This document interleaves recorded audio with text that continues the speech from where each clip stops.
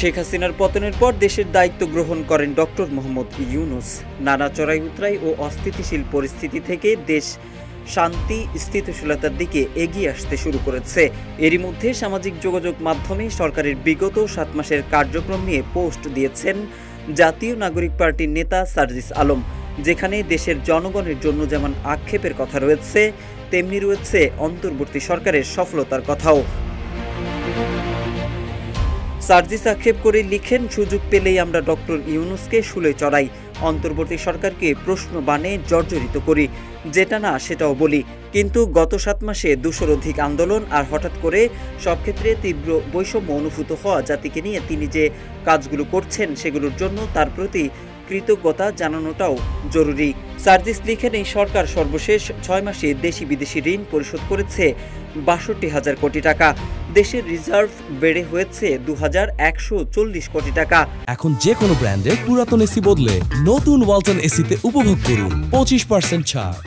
এছাড়াও সার্জিস লিখেন, দেশের রেমিটেন্স প্রবাহ বেড়ে 18.49 বিলিয়ন মার্কিন ডলারে পৌঁছেছে, যা গত বছরের এই সময়ের তুলনায় 4 বিলিয়ন বেশি। হাসিনা ও তার পরিবারের অ্যাকাউন্ট থেকে উদ্ধার করেছে 635 কোটি টাকা। ধর্ষণের তদন্ত 15 দিন এবং বিচার 90 দিনের মধ্যে করবার সিদ্ধান্ত হয়েছে বলেও পোস্টে উল্লেখ করেন সার্জিস। এছাড়া রমজানে খাদ্যপণ্যের দাম নিয়ন্ত্রণ, দেশের খাদ্যপণ্যে প্রায় 12% ভর্তুকি বৃদ্ধি সহ বিভিন্ন কথা তুলে ধরেন সার্জিস।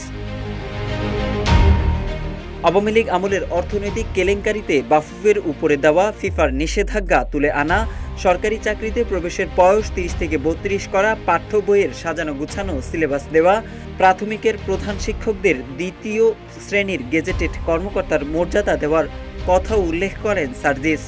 সর্বশেষ জাতিসংঘ মহাসচিবের বাংলাদেশ সফরের কথা লিখেন সার্জিস।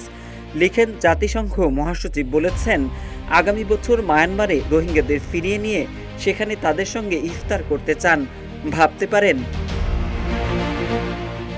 সবশেষ সার্জিস আওয়ামী সরকারের রেখে যাওয়া অর্থনীতিকে ধ্বজভঙ্গ আখ্যা দিয়ে লিখেন, অনেক কিছু বলা সহজ, গাইলানো সহজ, নির্বাচন দ্রুত চাওয়াও সহজ।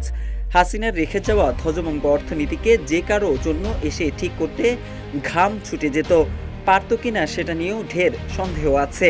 পোস্টের একেবারে শেষে সার্জিস প্রধান উপদেষ্টাকে উদ্দেশ্য করে লিখেন, বাংলাদেশ অবশ্যই আপনার প্রতি কৃতজ্ঞ থাকবে।